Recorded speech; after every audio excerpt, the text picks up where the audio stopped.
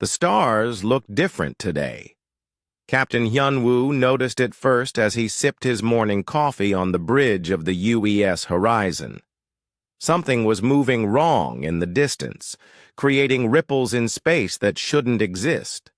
"Sir, we have unknown contacts approaching the outer colonies," reported Lieutenant So-young from her sensor station. Her voice carried a hint of excitement. After 5 years of routine patrol duty, finally something interesting was happening. Hyunwoo set down his coffee and walked to the main display. 12 ships made up his small defense fleet, all older models that Earth had assigned to protect. The farming colonies. Nothing fancy, just reliable workhorses that kept the peace in this quiet corner of space. "How many contacts?" he asked. 50 ships, sir. Maybe more. They're big." So-young's excitement faded as more data came in. "Really big." The unknown vessels dropped out of faster-than-light travel in perfect formation.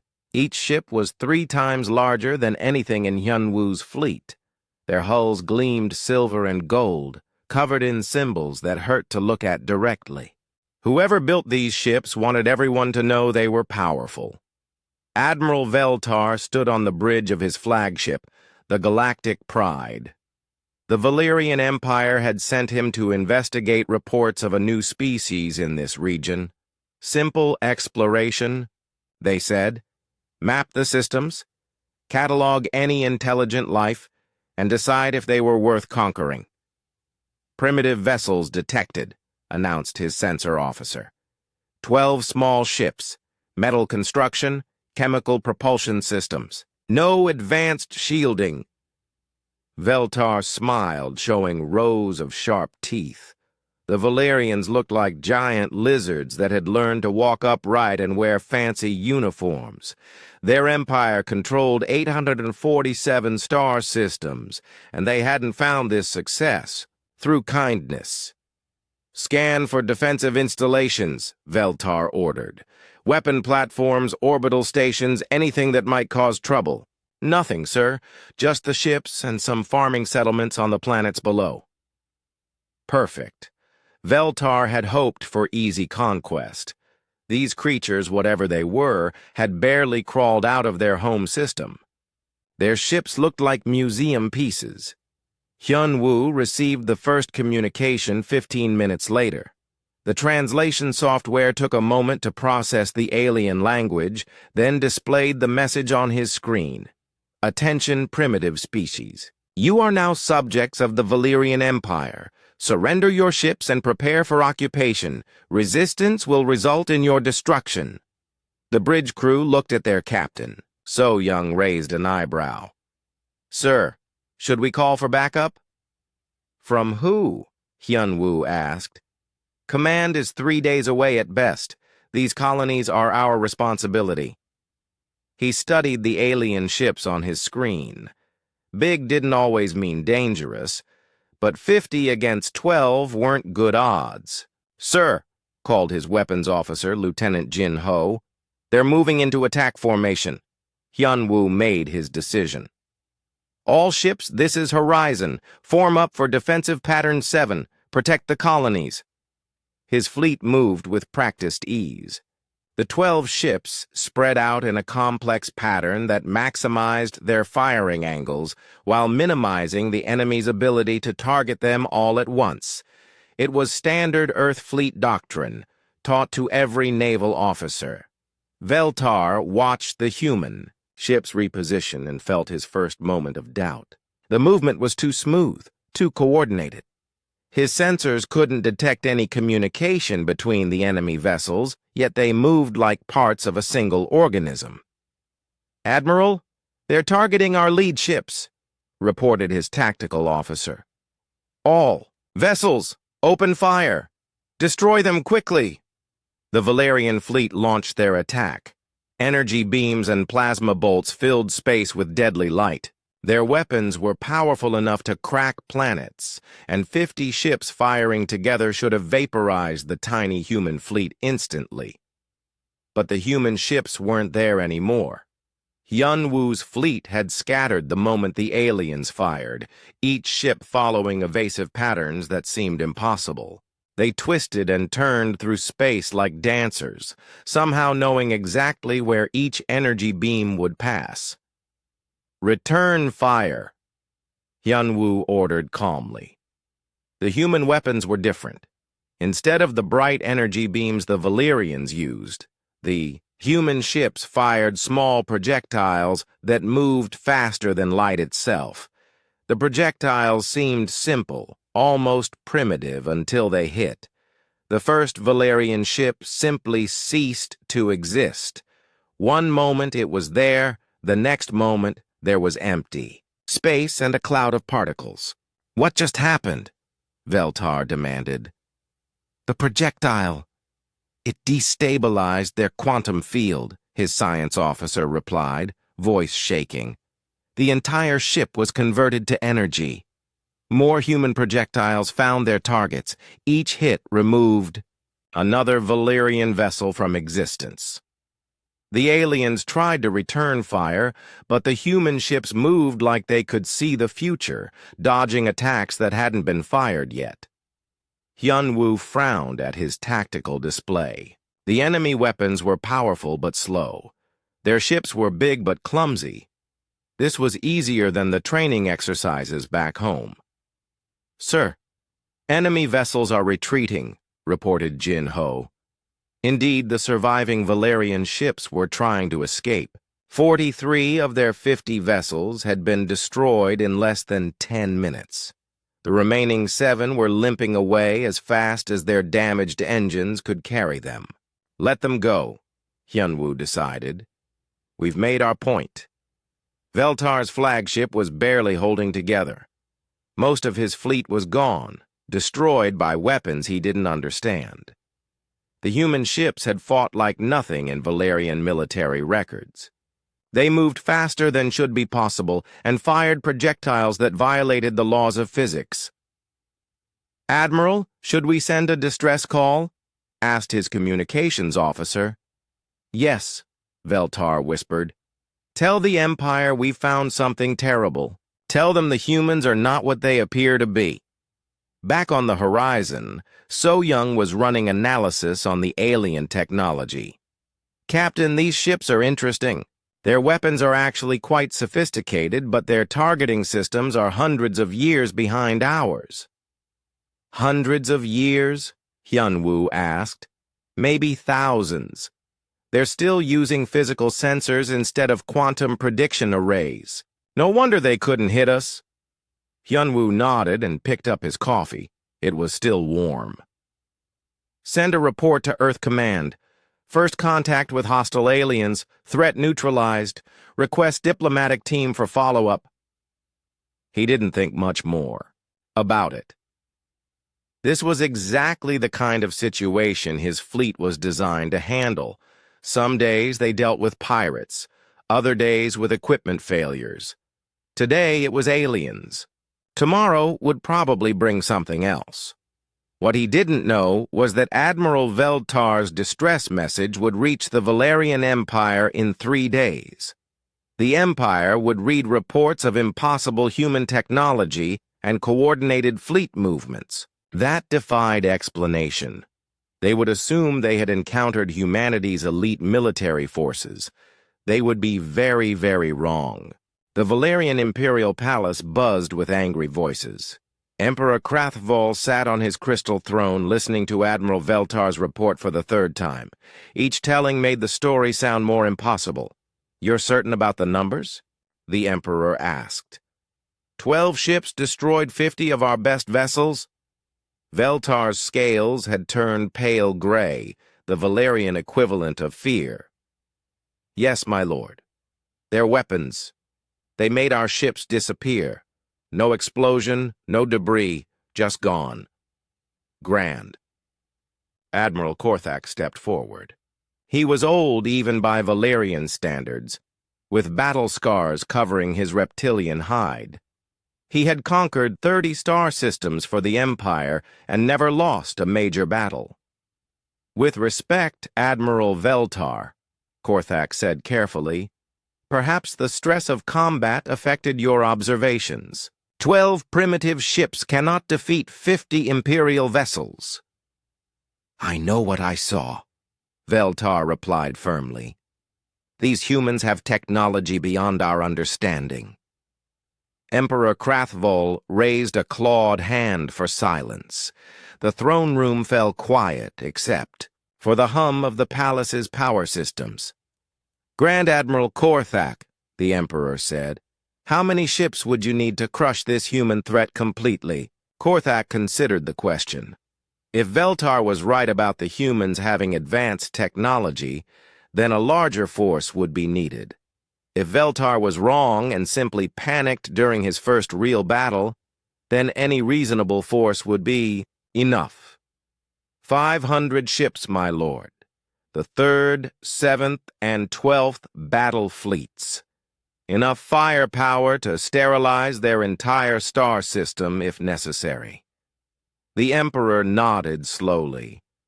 Do it. Show these humans what happens when they challenge the Valerian Empire. 3 days later, the largest military force in Valerian history began moving toward human space. 500 warships, each one carrying enough weapons to destroy a city. Grand Admiral Korthak led them personally from his flagship, the Imperial Wrath. Meanwhile, on Earth, Admiral Ji-hoon was reading Captain Hyun-woo's report in his office at Defense Command Headquarters. Outside his window, the lights of New Geneva sparkled in the evening darkness. Interesting, he muttered, highlighting several sections of the report. So Young's analysis suggests their technology is actually quite advanced, just poorly integrated. His aide, Commander Sung-ho, looked up from his own reading. Should we send reinforcements to the outer colonies, sir? Ji-hoon shook his head. Not necessary. Hyun-woo handled the situation perfectly, but we should probably send someone to make proper contact with these Valerians. See if we can avoid future misunderstandings. Who should we send, sir? Ji-hoon pulled up the fleet assignments on his computer. Most of Earth's real military was busy with deep space exploration or training exercises in distant systems. The home fleet was fully committed to protecting the core worlds. The training squadron should be available, he said after a moment. They're conducting exercises near the outer colonies anyway. Have Commander Minho make contact with these aliens. Good experience for the cadets. Commander Minho received his orders while his training squadron was practicing formation flying near the Tau Ceti system. 28 ships filled with naval, academy cadets, and reserve officers, all learning how to operate as a proper fleet. Contact with alien species? Asked Cadet Yunji from the communication station. At 19 years old, she was the youngest ship captain in the squadron, commanding a light cruiser because she had scored highest on the tactical exams. Apparently, they're upset about the incident at the outer colonies, Minho explained. Our job is to meet them diplomatically and resolve any misunderstandings. The training squadron was equipped with older ships, the kind Earth used for teaching new officers. They were reliable and well-maintained, but not the latest technology. Perfect for cadets who were still learning how not to crash into each other. Sir, reported Lieutenant Ye-jin from the sensor station. Long-range detection shows a large fleet approaching our position. 500 ships approximately. Minho frowned. 500? That seems excessive for a diplomatic meeting.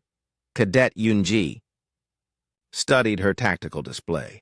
Sir, based on their approach vector and formation, this doesn't look like a peaceful contact mission.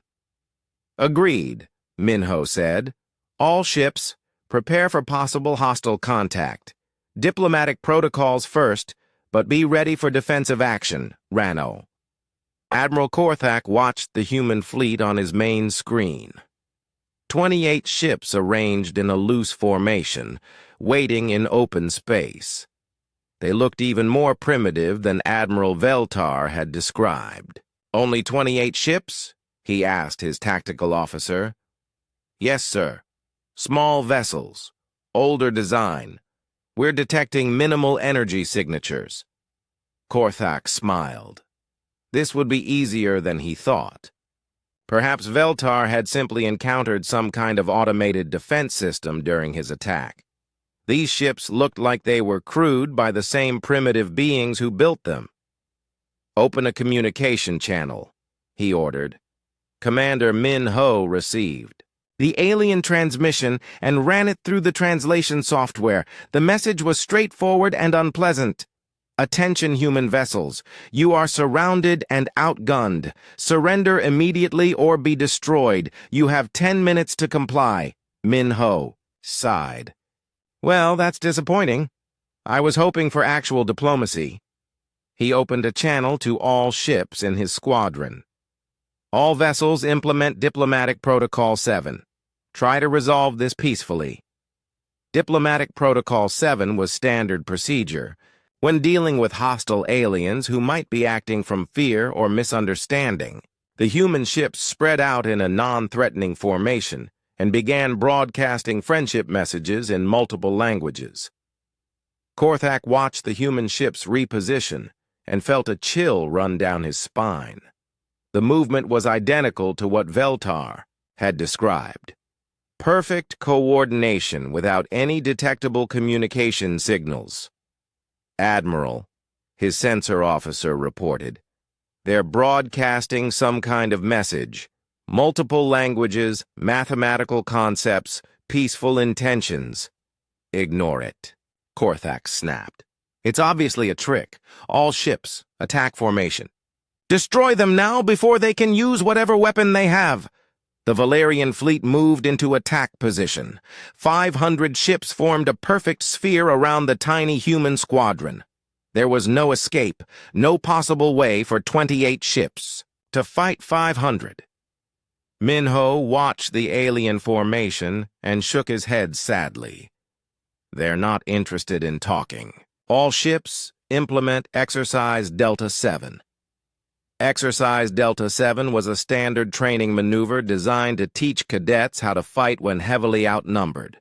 The human ships moved into a complex, three-dimensional pattern that maximized their defensive capabilities while allowing for coordinated counterattacks. Sir, Cadet Yunji reported, the aliens are firing. The space around the human squadron filled with energy beams and plasma bolts. 500 ships firing at once created a light show that could be seen from nearby star systems. Enough firepower to destroy a small moon concentrated on 28 targets. But the human ships moved like they were dancing through raindrops. Every energy beam passed through empty space where a ship had been moments before.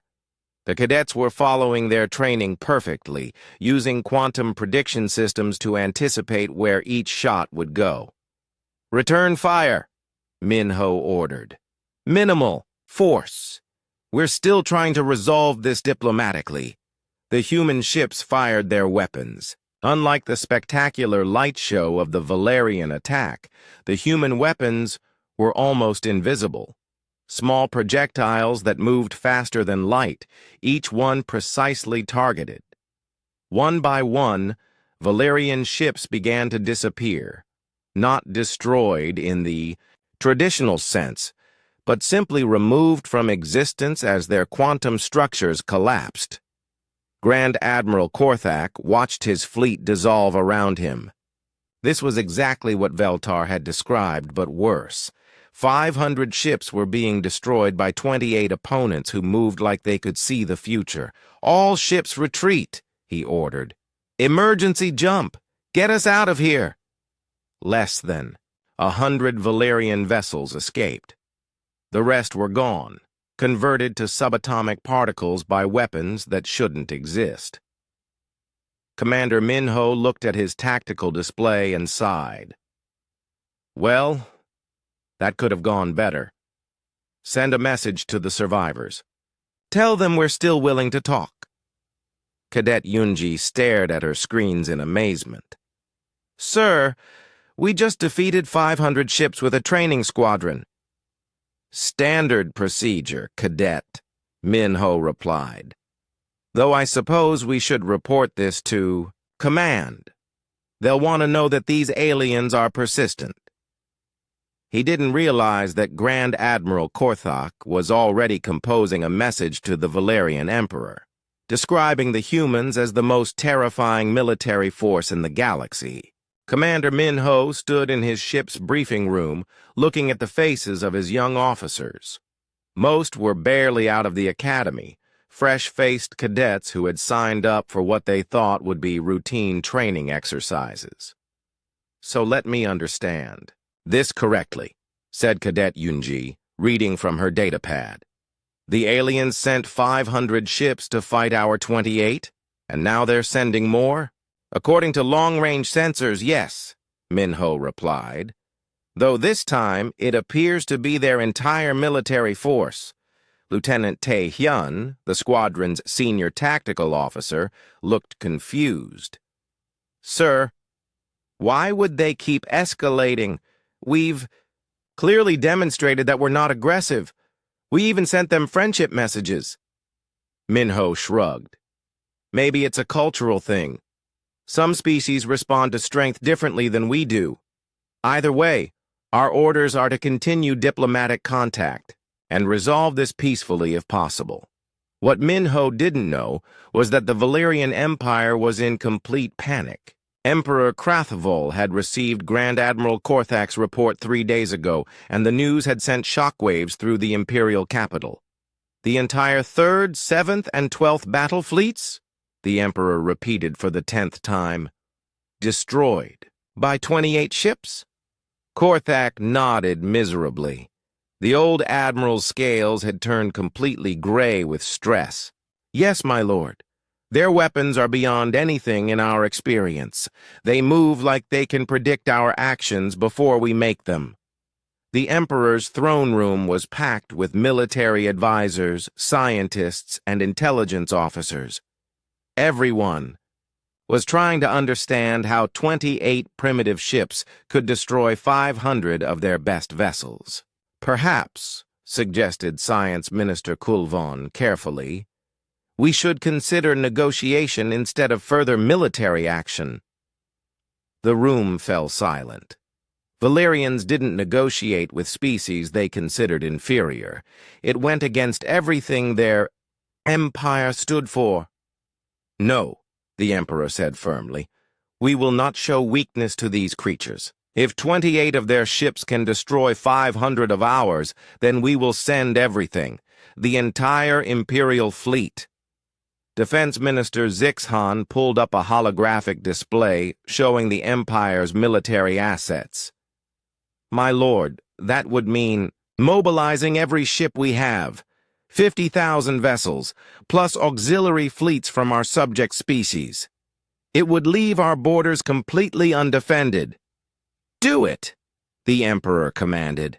Whatever these humans are, we will crush them with overwhelming force. No species in the galaxy can stand against the full might of the Valerian Empire. Meanwhile, on Earth, Admiral Ji-hoon was having a very different conversation with his staff.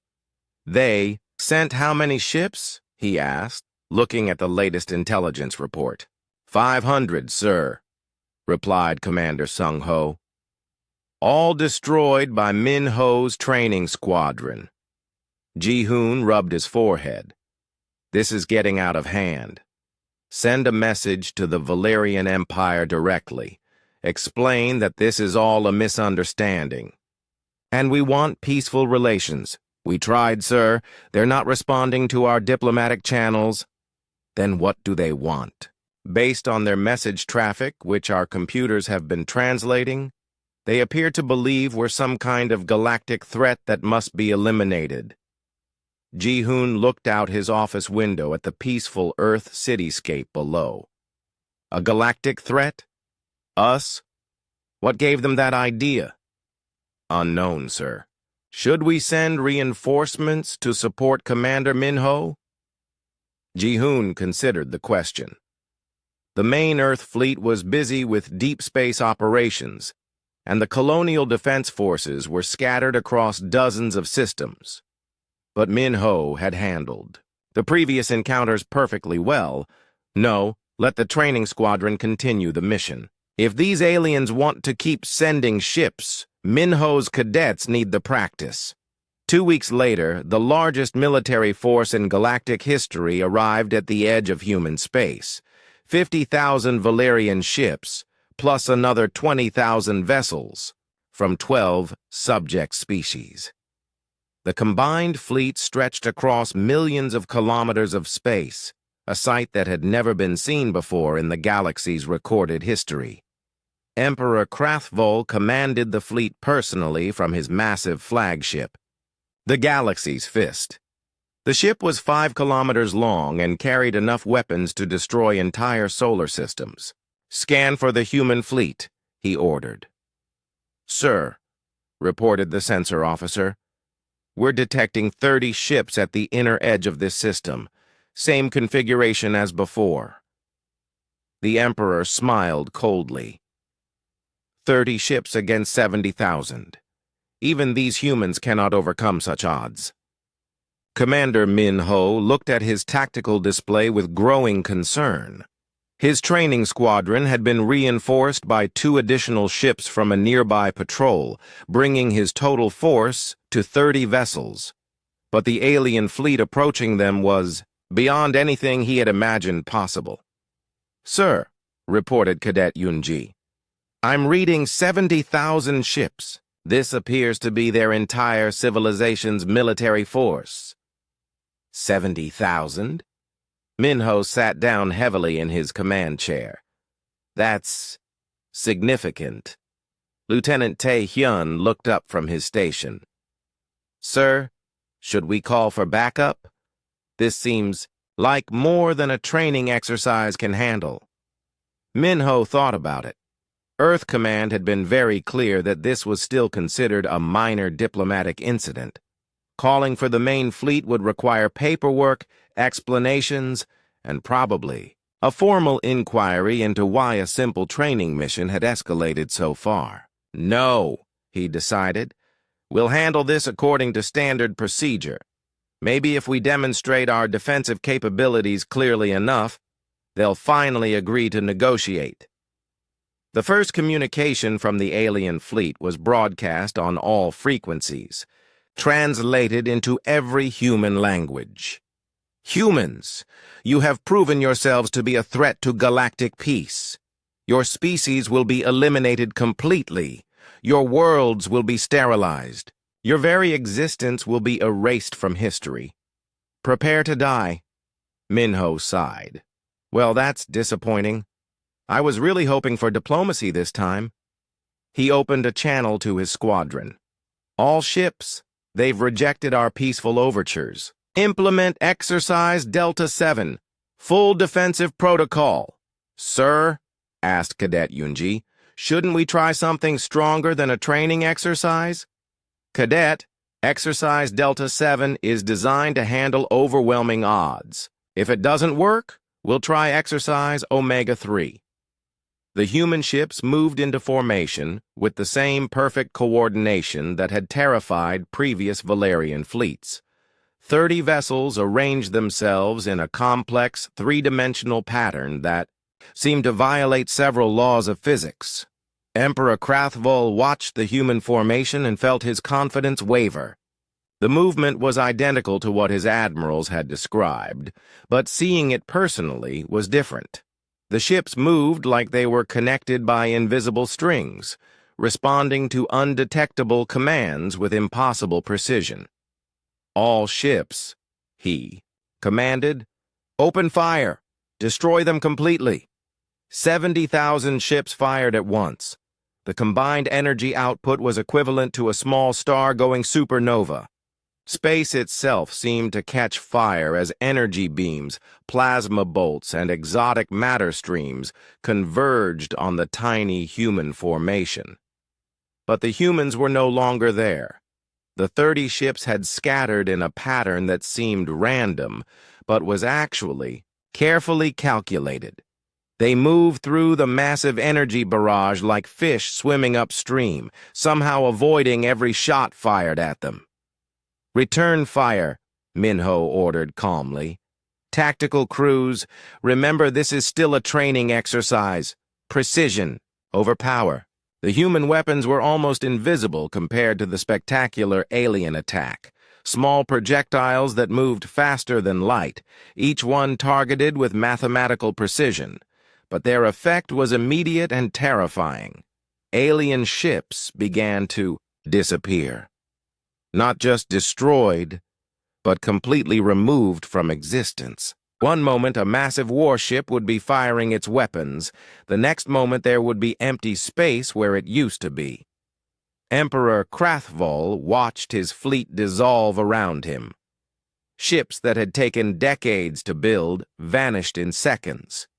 Crews that represented the best soldiers in his empire simply ceased to exist.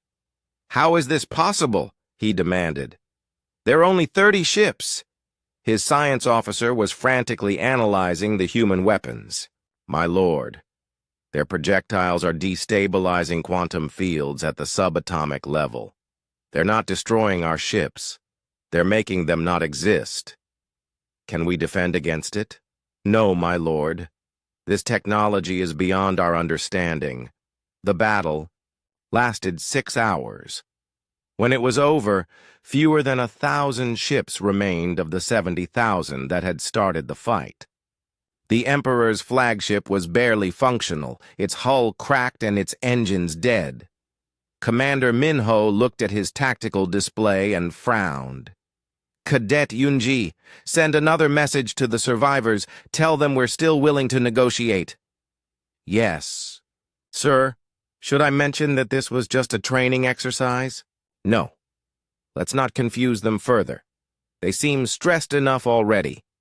Emperor Krathvol received the human message in his damaged command center. The translation was simple and polite. "We remain open to diplomatic discussions at your convenience." He stared at the message for a long time, then looked at the tactical display showing the 30 human ships maintaining their formation in perfect order. Not one of them had been damaged in the battle. "Send a retreat order to all surviving ships," he whispered. "Tell them to scatter and hide. Tell them the humans are—" He paused, searching for words. "Tell them the humans are beyond our understanding." Spy Master Zixhan stood in the ruins of what had once been the Valyrian Empire's greatest military shipyard. Twisted metal and broken dreams stretched as far as the eye could see. The few surviving ships from the Great Fleet floated like ghosts. Ships in the orbital facility, their crews traumatized beyond repair. "Tell me again what you saw," Zixhan said to Admiral Veltar. Veltar's scales had turned a sickly yellow color, the Valerian equivalent of post-traumatic stress. 30 ships, Spy Master. 30 ships destroyed 70,000 of ours in 6 hours. They moved like they could see through time itself. Zixhan had been the Empire's chief intelligence officer for 20 years. He had investigated impossible weapons, mysterious technologies, and unexplained phenomena across the galaxy. But this human situation was beyond anything in his experience. "I need to see these humans for myself," he decided. "Prepare a stealth ship. I'm going to infiltrate their space and learn what we're really dealing with." "Sir," Veltar said carefully, "perhaps that's not wise. If they can destroy our fleet so easily, what might they do to a single spy?" "That's exactly why I need to. Go! We're fighting an enemy we don't understand. That has to change." 3 weeks later, Zixhan's stealth ship slipped into human space, using routes mapped by long-range scouts. The ship was invisible to most sensors and carried technology that could monitor human communications without being detected. What Zixhan discovered in those first few days changed everything he thought he knew about the galaxy.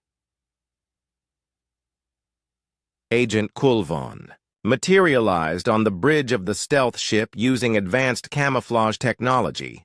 He had spent a week on the human colony world of New Terra, disguised as a local merchant using biological modification techniques. "Report," Zixhan ordered. "Sir, the humans are—" Kulvon paused, searching for words. "They're not what we expected." "Explain." "The forces that destroyed our fleets?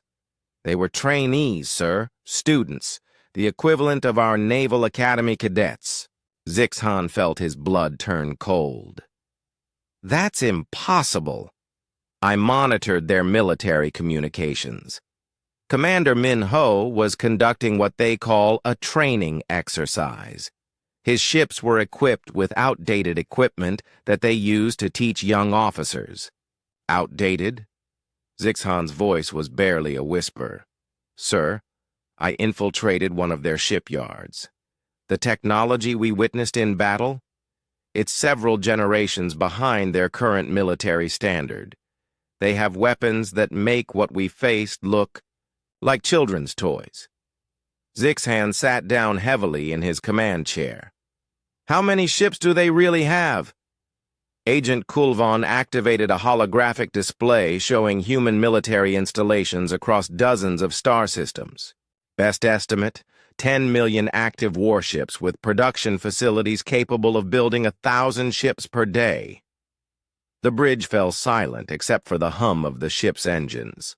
Zixhan stared at the display, trying to process what he was seeing. 10 million, he repeated. "And they sent 30 cadets to fight our entire empire." "Yes, sir. Because they consider us a minor border dispute." Lieutenant Sung Ho was having lunch in the Earth Defense Command cafeteria when he noticed the small, lizard-like creature trying to look inconspicuous at a nearby table. The creature was using some kind of holographic disguise, but Sung Ho's enhanced vision could see through it easily. "Hey there," Sung Ho said, sitting down at the alien's table with his lunch tray. "You're not from around here, are you?" Agent Kulvon froze. His disguise was supposed to be perfect. No human technology should have been able to detect him. I don't know what you mean," Kulvon said carefully. Sung Ho smiled. "Relax. I'm not going to arrest you or anything. Intelligence gathering is perfectly normal between species, though I have to say, your holographic projectors are pretty impressive." "Valerian technology?" Kulvon stared at the human in shock. "How did you know?" "The energy signature is distinctive. Also, you're sitting in the Earth Defense Command cafeteria. We kind of expect to be spied on." Seung Ho took a bite of his sandwich. "So what do you want to know?" This is highly irregular.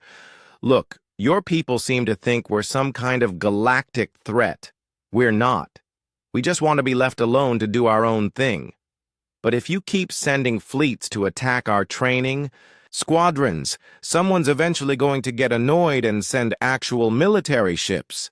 Kulvon's disguise flickered as his control slipped.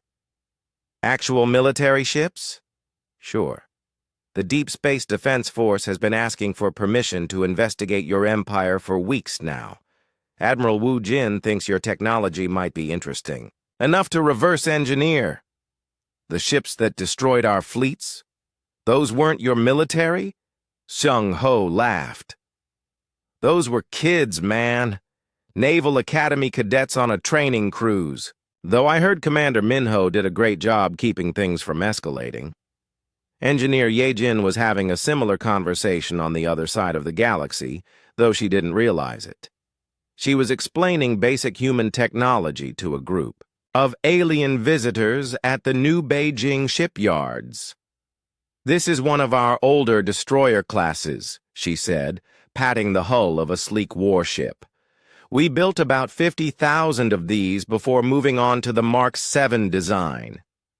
The disguised Valerian agent in the group raised a tentacle. 50,000? This ship class alone? Oh, that's nothing, Yejin replied cheerfully. Wait until you see the Dreadnought production line. We're building those at a rate of about 50 per week. The agent's recording device nearly overloaded, trying to process this information. 50 per week? Well, that's just this facility. There are 12 major shipyards in the system, plus about 100 smaller ones scattered across human space. Another alien visitor asked about the weapon systems on the destroyer. These use Mark III quantum disruptors, Yejin explained. Pretty basic stuff. The projectiles destabilize matter at the subatomic level, causing a cascade effect that removes the target from local space-time. Removes from space-time? Right. No explosion, no debris, just gone. It's much cleaner than the old fusion warheads we used to use. The alien agent felt faint. These humans were discussing weapons that could erase matter from existence as if they were talking about kitchen appliances. Back on the stealth ship, Zixhan was reading reports from agents across human space. Every piece of intelligence made the situation worse. Human military doctrine considered the Valerian Empire a Level 2 threat, something that could be handled by training squadrons and reserve forces. A Level 1 threat would require the actual military to get involved. Human weapons technology was so advanced that they had trouble scaling it down enough for their allies to use. Most species in the galaxy couldn't even understand the theoretical principles behind human science. Human ship production was automated to the point where they could build entire fleets without human workers. Their industrial capacity was measured in solar systems, not planets. But worst of all, the humans genuinely seemed to want peace. Every action they had taken was defensive, restrained, and designed to minimize casualties. They had been trying to avoid a war, not start one. We have. To warn the Empire, Zixhan said finally. If the Emperor tries to continue this war, he'll be committing genocide against his own people. Agent Kulvon nodded grimly. Sir, there's something else. I asked the human engineer about their most advanced ships. She said they're classified, but mentioned something called reality shapers. Reality shapers? Ships that can rewrite the laws of physics in local space. She said they're still experimental, but they have about 1,000 of them in testing. Zixhan closed his eyes and tried to imagine weapons that could change reality itself. Then he tried to imagine a species that built such weapons and considered them experimental. Set course for home, he ordered. Maximum speed. The Emperor needs to know what we're really facing. As the stealth ship jumped to faster-than-light travel, Zixhan began composing the most important intelligence report in Valerian history. He had to convince his leaders that humanity wasn't just powerful. They were operating on a completely different level of existence. The humans had been trying to be gentle with them. If that ever changed, the Valerian Empire wouldn't just be defeated. It would simply cease to exist, erased from the universe by beings who could rewrite reality with their thoughts. The only question was whether anyone would believe him. Spymaster Zixhan stood in the ruins of what had once been the Valerian Empire's greatest military shipyard. Twisted metal and broken dreams stretched as far as the eye could see. The few surviving ships from the Great Fleet floated like ghosts. Ships in the orbital facility, their crews traumatized beyond repair. Tell me again what you saw, Zixhan said to Admiral Veltar. Veltar's scales had turned a sickly yellow color, the Valerian equivalent of post-traumatic stress. 30 ships, Spy Master. 30 ships destroyed 70,000 of ours in 6 hours. They moved like they could see through time itself. Zixhan had been the Empire's chief intelligence officer for 20 years. He had investigated impossible weapons, mysterious technologies, and unexplained phenomena across the galaxy. But this human situation was beyond anything in his experience. I need to see these humans for myself, he decided. Prepare a stealth ship. I'm going to infiltrate their space and learn what we're really dealing with. Sir, Veltar said carefully, perhaps that's not wise. If they can destroy our fleet so easily, what might they do to a single spy? That's exactly why I need to. Go! We're fighting an enemy we don't understand. That has to change. 3 weeks later, Zixhan's stealth ship slipped into human space, using routes mapped by long-range scouts. The ship was invisible to most sensors and carried technology that could monitor human communications without being detected. What Zixhan discovered in those first few days changed everything he thought he knew about the galaxy. Agent Kulvan materialized on the bridge of the stealth ship using advanced camouflage technology.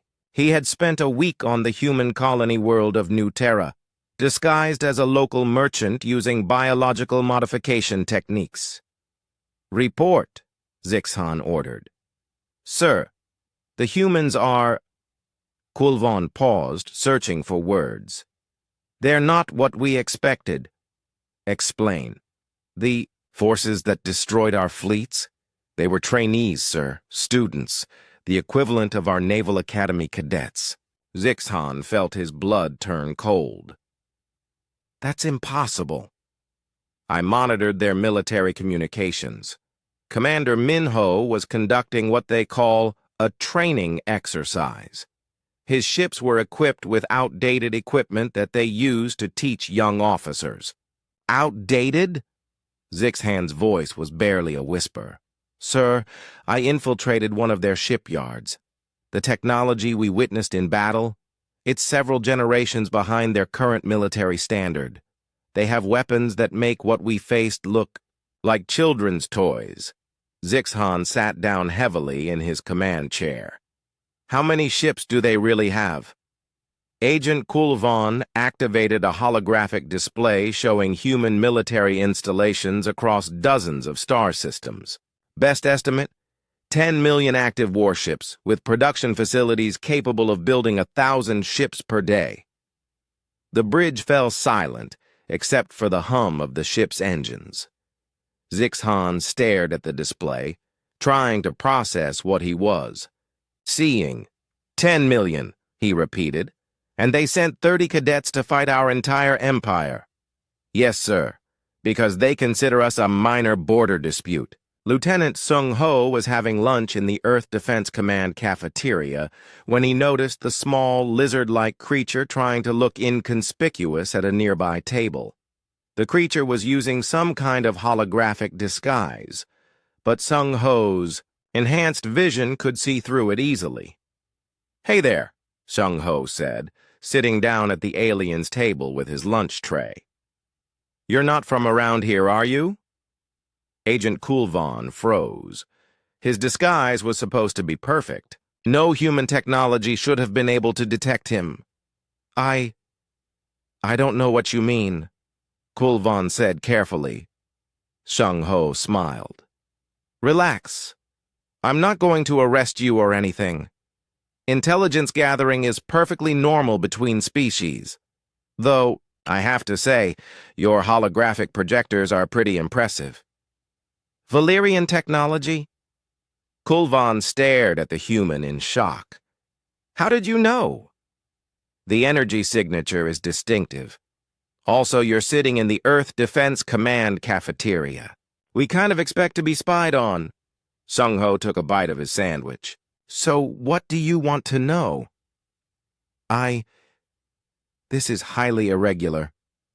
Look, your people seem to think we're some kind of galactic threat. We're not.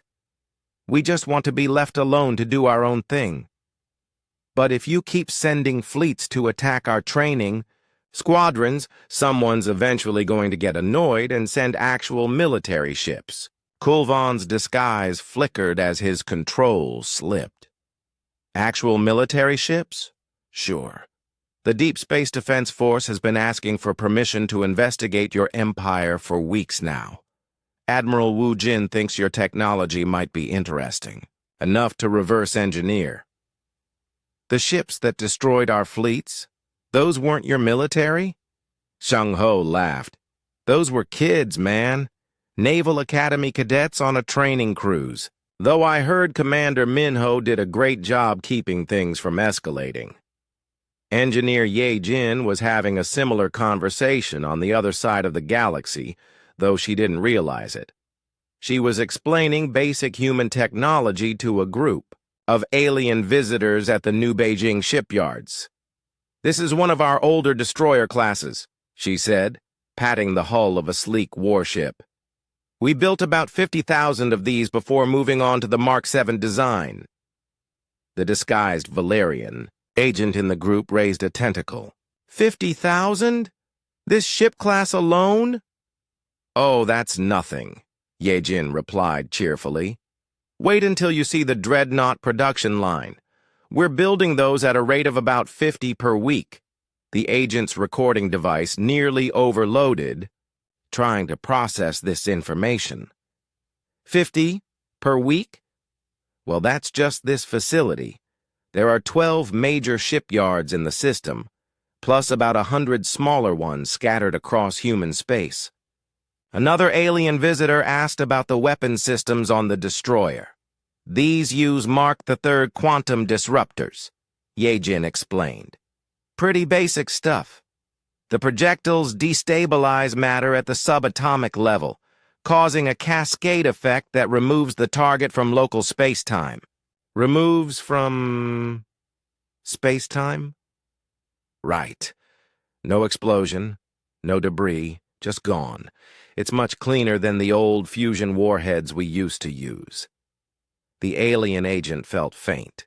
These humans were discussing weapons that could erase matter from existence as if they were talking about kitchen appliances. Back on the stealth ship, Zixhan was reading reports from agents across human space. Every piece of intelligence made the situation worse. Human military doctrine considered the Valerian Empire a Level 2 threat, something that could be handled by training squadrons and reserve forces. A Level 1 threat would require the actual military to get involved.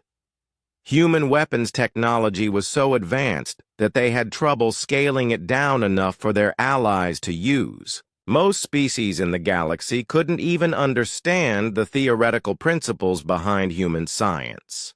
Human ship production was automated to the point where they could build entire fleets without human workers. Their industrial capacity was measured in solar systems, not planets. But worst of all, the humans genuinely seemed to want peace.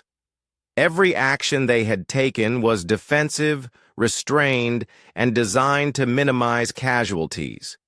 They had been trying to avoid a war, not start one. We have to warn the Empire, Zixhan said finally. If the Emperor tries to continue this war, he'll be committing genocide against his own people. Agent Kulvon nodded grimly.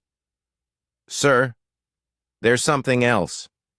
I asked the human engineer about their most advanced ships. She said they're classified, but mentioned something called reality shapers. Reality shapers? Ships that can rewrite the laws of physics in local space. She said they're still experimental, but they have about 1,000 of them in testing.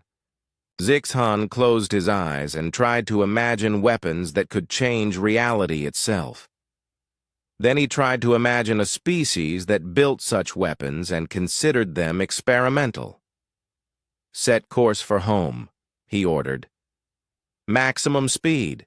The Emperor needs to know what we're really facing. As the stealth ship jumped to faster-than-light travel, Zixhan began composing the most important intelligence report in Valerian history. He had to convince his leaders that humanity wasn't just powerful.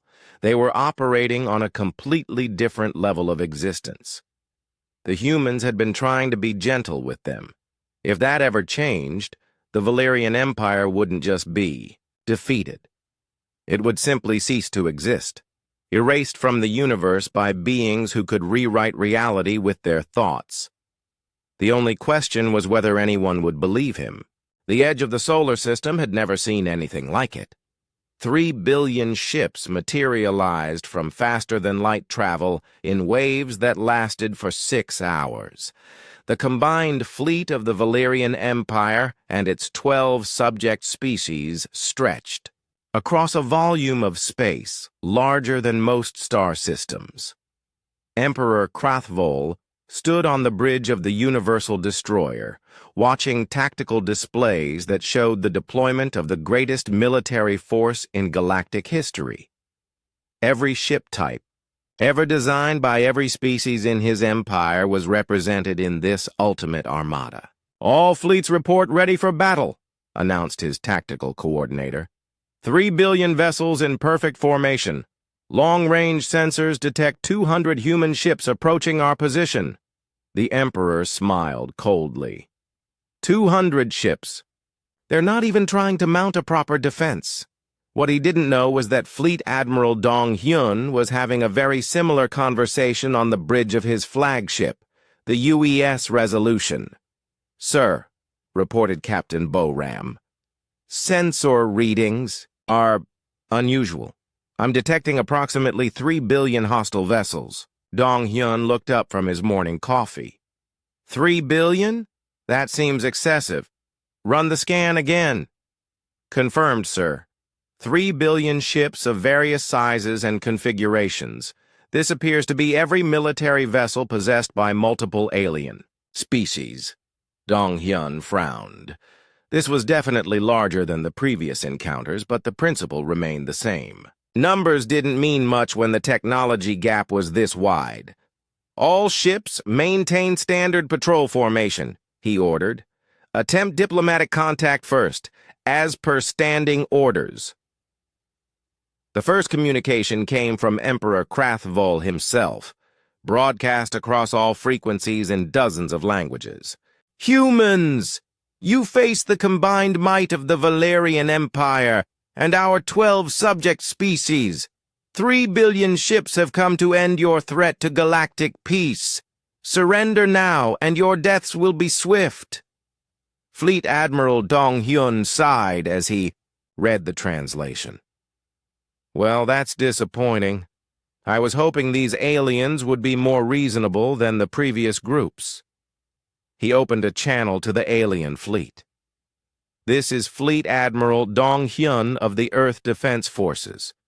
We're still willing to negotiate a peaceful resolution to this misunderstanding. Please respond with your diplomatic representatives." On the Universal Destroyer, Emperor Krathvol read the human response and felt his rage intensify. "Misunderstanding! They call the destruction of our fleets a misunderstanding." "Sir," his communications officer reported, "they're requesting diplomatic representatives. Should we respond?" "No. Open fire immediately. All ships, attack formation, destroy them completely." The order went out across 3 billion ships, the combined firepower of an entire galactic civilization, focused on 200 targets. Energy beams that could melt planets, plasma streams hot enough to ignite atmospheres, and exotic weapons that warped space itself all converged on the human fleet. The light show was visible from Earth, 93 million miles away. Fleet Admiral Dong Hyun watched the incoming fire on his tactical display and activated the fleet's defensive systems. "All ships, evasive maneuvers, standard defensive pattern." The 200 human ships scattered like leaves in a hurricane, but their movement wasn't random. Each vessel followed a precisely calculated path that took them through the gaps between incoming energy beams. They moved with impossible coordination, as if they were all parts of a single organism. Emperor Krathvol watched the human response and felt his confidence waver. It was exactly what his previous commanders had described: movement that seemed to violate the laws of physics, coordination that suggested impossible technology. "How are they doing that?" he demanded. His science advisor studied the tactical display. "Sir, our sensors cannot detect any communication between their ships, yet they move in perfect synchronization. It's as if they can predict where each energy beam will be before we fire it." "That's impossible." "Yes, sir, but they're doing it anyway." The human fleet finished its evasive maneuver and regrouped in a new formation. Not a single ship had been damaged by the massive alien attack.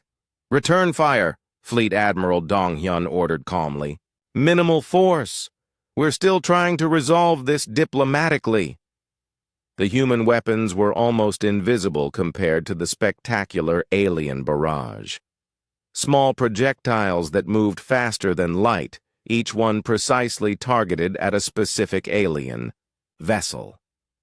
There was no waste, no excess energy, just surgical precision applied on a massive scale. Alien ships began to disappear.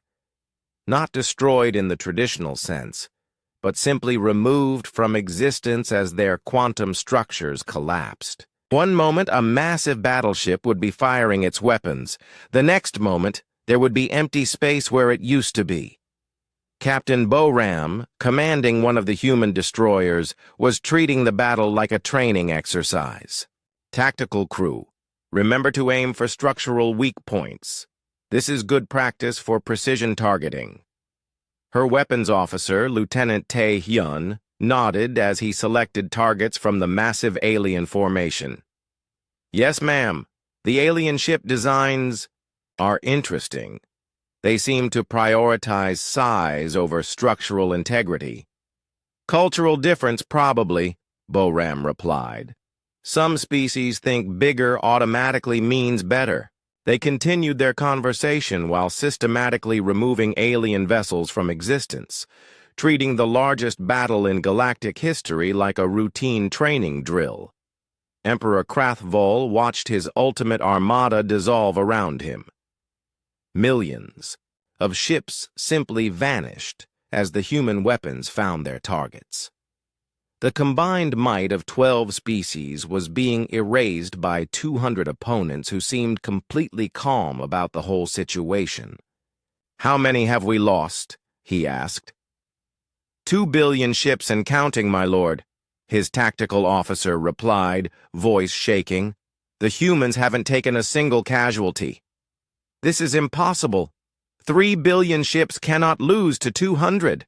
"Sir," his science advisor said quietly, "I don't think these humans are operating under the same physical laws we understand. Their weapons don't just destroy matter, they remove it from the universe entirely." On the human side, Fleet Admiral Dong Hyun was growing concerned about the duration of the engagement. "Captain Boram, what's our status?" "All ships operational, sir. We've eliminated approximately 80% of the hostile force. Estimated time to completion, 90 minutes. "This is taking longer than expected," Dong Hyun mused. "Send another diplomatic message to the survivors. See if they're ready to negotiate now." The message reached Emperor Krathvol as his flagship shuddered under the impact of failed weapon systems. "Admiral, the humans are requesting diplomatic contact again." The Emperor stared at the tactical display showing the remnants of his once mighty fleet. Less than 500 million ships remained, and they were disappearing at a rate of thousands per minute. "They want to negotiate," he whispered. "They're destroying our entire civilization, and they want to negotiate." "Sir, should we respond?" "Emperor." Krathvol thought about the billions of soldiers under his command, dying in a battle they couldn't possibly win. He thought about the subject species he had forced into this war, paying the price for his pride. "Yes," he said finally. "Open a channel. Tell them we surrender." The final communication from the alien fleet was simple. "We yield. Please stop. We surrender unconditionally." Fleet Admiral Dong Hyun nodded with satisfaction. "All ships, cease fire. Maintain defensive positions." He opened a channel to the alien fleet. "We accept your surrender. We're still willing to discuss a peaceful resolution to this conflict." The battle was over. Less than 6 hours after it began, the greatest military force in galactic history had been reduced to scattered survivors begging for mercy. Fleet Admiral Dong Hyun began composing his report to Earth Command. Diplomatic mission successful. Alien fleet withdrew after demonstration of defensive capabilities. Recommend immediate deployment of negotiation team to establish formal relations. He had no idea that news of humanity's ultimate weapon was already spreading across the galaxy, carried by the few alien ships that had escaped the battle. Soon, every species in known space would know about the humans who could erase entire fleets from existence with casual precision. The galaxy was about to learn a new emotion: absolute terror of the species that treated galactic warfare as a routine training exercise. The news spread across the galaxy faster than light itself. Surviving ships from the Great Battle carried stories that seemed impossible, yet were confirmed by multiple independent sources. The humans had destroyed 3 billion ships with 200 vessels, and they had done it in less than 6 hours. On the Kalarian homeworld, Supreme Commander Velkoth read the battle reports with growing horror. "They eliminated our entire plasma destroyer fleet in the first hour?" "Yes, sir," his aide replied. "According to the survivors, the human weapons simply removed our ships from existence. No explosion, no debris. They were there one moment and gone the next." Similar conversations were happening across dozens of worlds as the remnants of the Great Alliance limped home with tales of impossible defeat. On Earth, Ambassador Insu was having a very different kind of morning. He sat in his office at the Foreign Ministry, reading Fleet Admiral Dong Hyun's battle report while sipping his tea. Defensive action concluded successfully, he read aloud to his assistant, Minister Kyung-soo. Hostile fleet surrendered after brief engagement, no human casualties, recommend immediate diplomatic contact to prevent future misunderstandings. "Brief engagement?" Kyung-soo asked. "According to this, they faced 3 billion ships."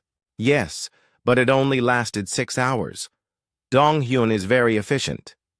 Insu set down the report and pulled up the standard first contact protocols on his computer. "We should send them a formal diplomatic package. Explain who we are, what we want, that sort of thing." Minister Kyung-soo looked confused. "Shouldn't we be concerned about their hostility? They did attack our forces multiple times. They seem to have gotten that out of their system," Insu replied. "Besides, they surrendered. That usually indicates a willingness to negotiate."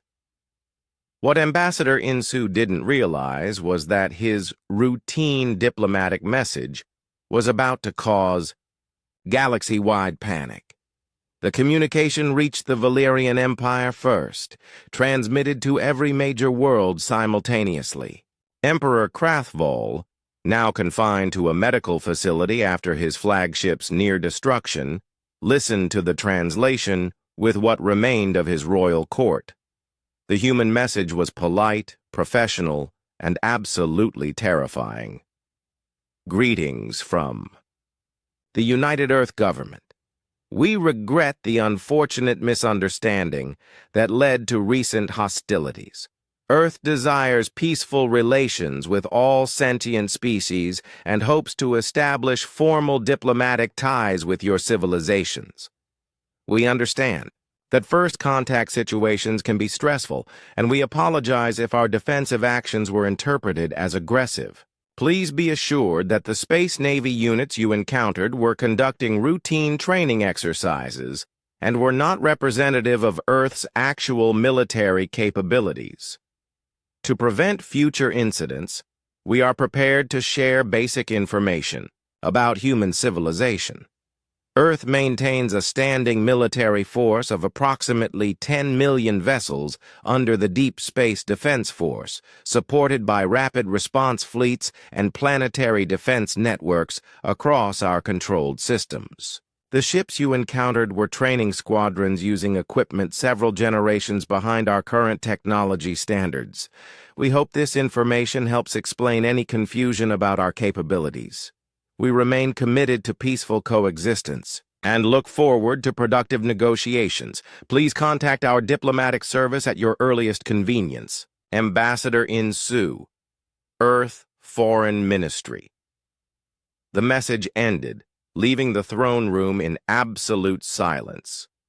10 million ships, Emperor Krathval whispered, and they sent cadets with training toys to fight us.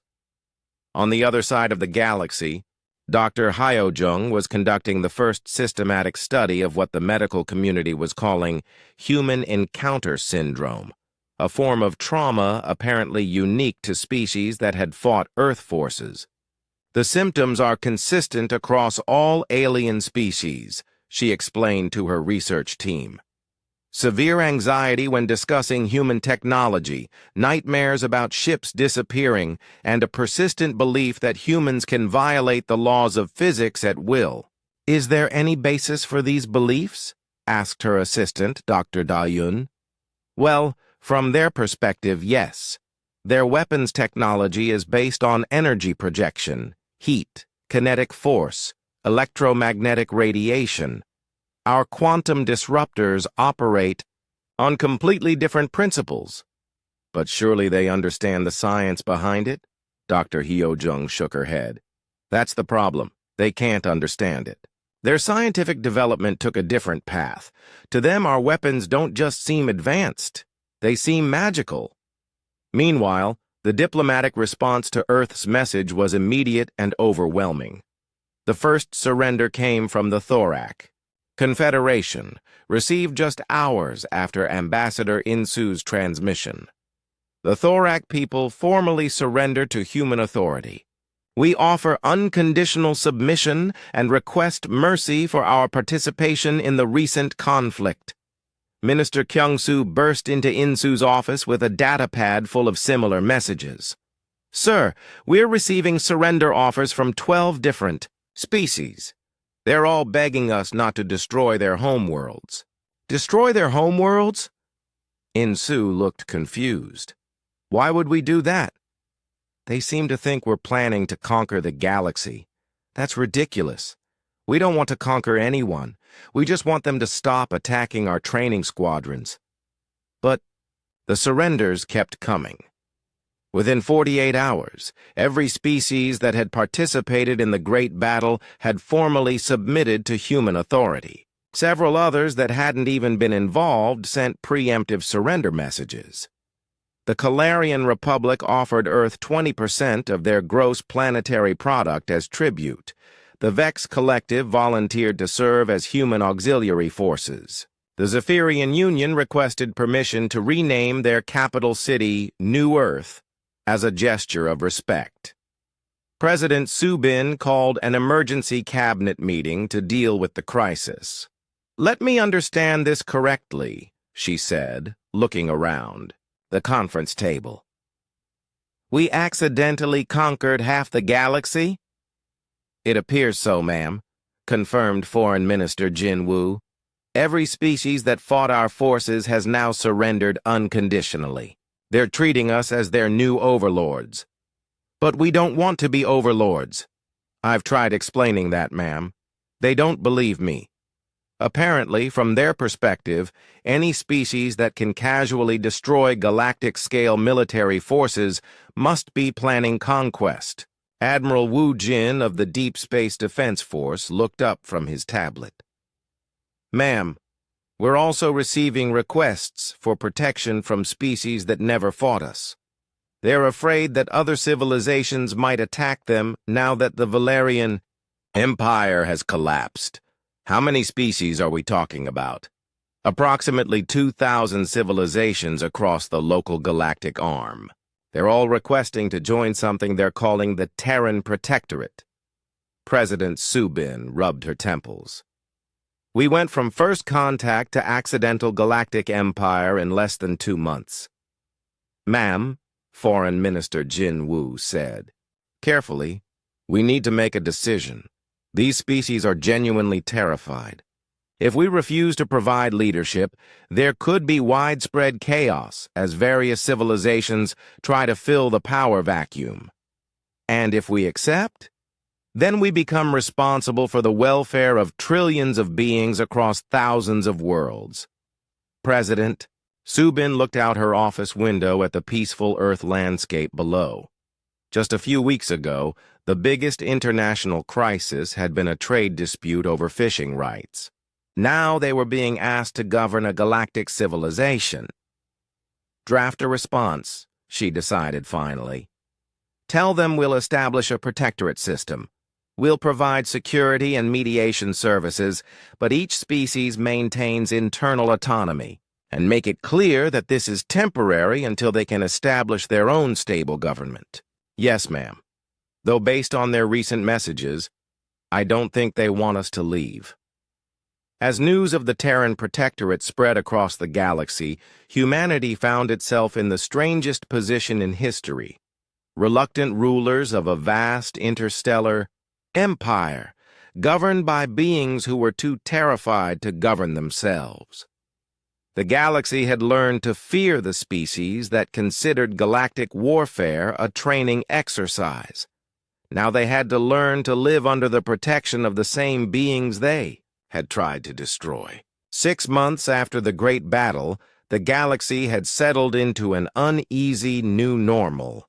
The Terran Protectorate officially governed 2,847 star systems, protected 1,200 different species, and was expanding daily as more civilizations requested to join. President Subin stood before the newly constructed Galactic Assembly on the orbital station above Earth, looking out at representatives from across known space. The assembly hall was a marvel of interspecies engineering, designed to accommodate beings who breathed different atmospheres, saw different spectrums of light, and communicated through everything from sound waves to telepathic emissions. Fellow sentience, she began, her words translated into thousands of languages simultaneously. We gather today to address the ongoing concerns about Earth's role in galactic affairs. In the front row, former Emperor Krathvol listened through a translation device. He was no longer an emperor. The Valerian Empire had dissolved 3 months ago when its subject species all chose to join the Terran Protectorate instead. Now, he served as the Valerian representative to the Assembly, a position he found deeply humiliating but infinitely preferable to the alternatives. Many of you have expressed confusion about human intentions, President Subin continued. Let me be clear. Earth never sought to control other species. We simply wanted to be left alone to pursue our own development. A ripple of nervous laughter went through the assembly. The idea that humanity wanted to be left alone had become something of a galactic joke, considering they now controlled a third of known space. Ambassador In-Su stepped forward to address the crowd. However, we recognize that the current situation serves everyone's interests. The Protectorate provides stability, security, and peaceful resolution of conflicts. We're prepared to continue these services for as long as they're needed. What he didn't mention was that, as long as they're needed, was probably going to be forever. Dr. Da Yun's psychological studies had shown that most alien species were now completely dependent on human protection. The mere thought of Earth withdrawing from galactic affairs caused panic attacks among their representatives. Fleet Admiral Sang Ho, now commander of the Protectorate Navy, stood to address military concerns. Our peacekeeping operations have been highly successful. Conflicts between member species have dropped to zero. Piracy has been eliminated and trade routes are completely secure. This was true, though somewhat misleading. Conflicts had dropped to zero because no species dared fight while under human protection. Piracy had been eliminated because the first pirate fleet to encounter a human patrol ship had simply vanished from existence. Trade routes were secure because everyone was too afraid to threaten them. The real challenge wasn't military, it was bureaucratic. Minister Jin Wu ran the Protectorate administration from a sprawling complex on Luna, Earth's moon. His staff had grown from 12 diplomatic personnel to over 50,000 administrators managing the affairs of an accidental galactic empire. The Zephyrian Union is requesting permission to establish a new colony world, his aide reported during the morning briefing. The Calarian Republic wants to upgrade their manufacturing technology but needs approval for resource allocation. The Thorak Confederation is asking for mediation in a territorial dispute with the Vex Collective. Jinwu sighed. Schedule meetings with all of them, and add the Valerian request for industrial assistance to this afternoon's agenda. Sir, don't you think they should be handling these decisions themselves? You try explaining that to them, Jinwu replied wearily. Every time we suggest they make their own choices, they panic and ask what humanity would prefer. The situation was equally strange from the alien perspective. Former Emperor Krathvol had adapted to his new role as a mid-level administrator, but he still struggled to understand human psychology. They don't want tribute, he explained to a gathering of Valerian nobles. I offered them 20% of our gross planetary product, and they asked me to stop. Then what do they want?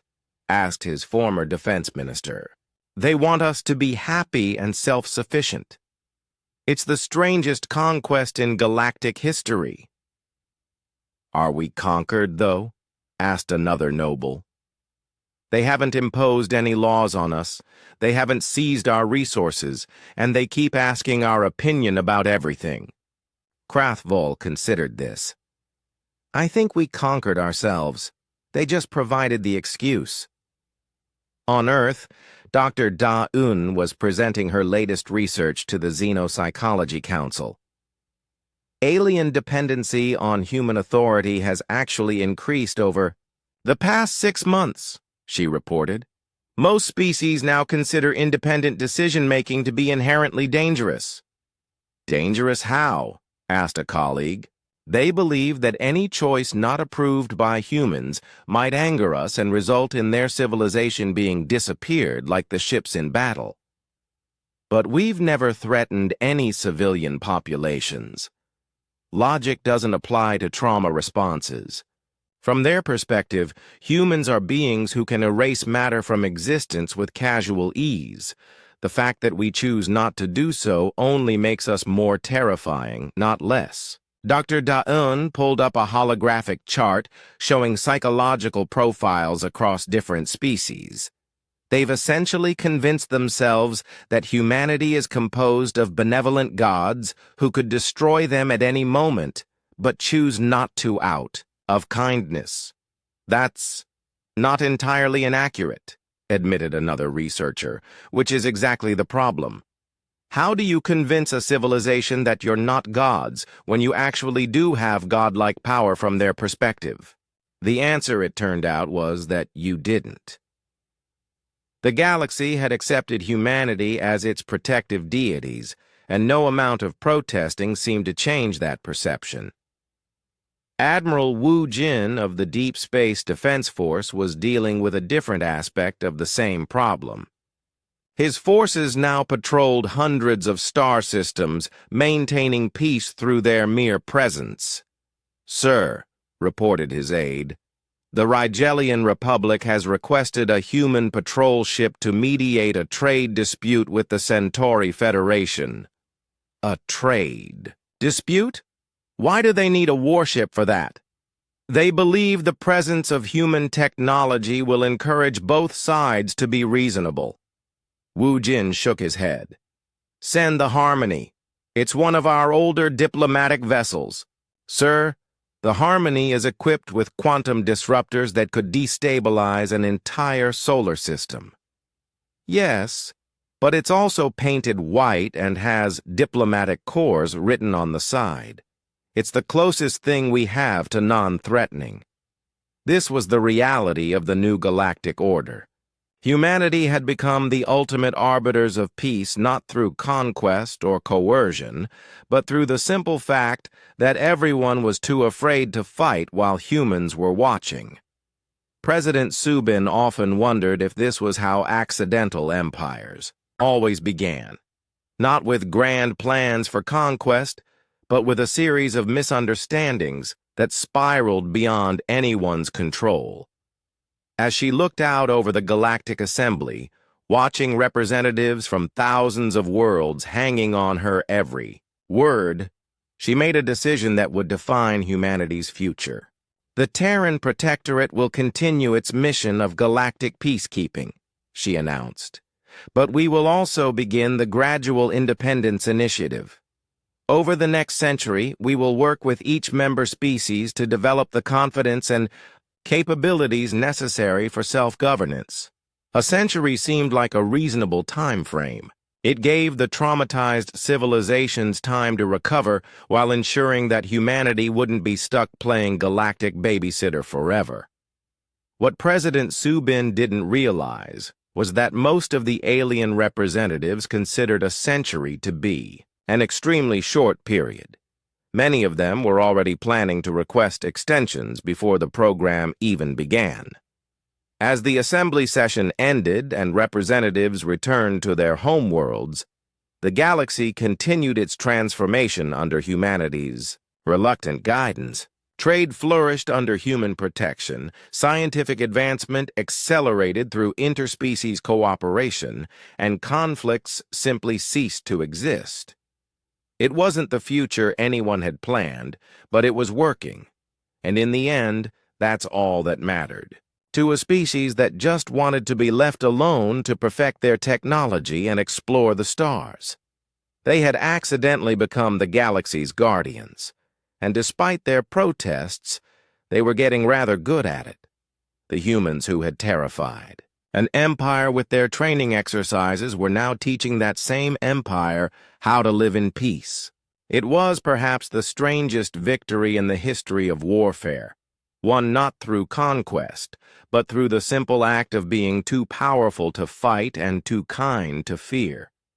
The galaxy had learned that sometimes the most dangerous species is the one that doesn't want to hurt anyone.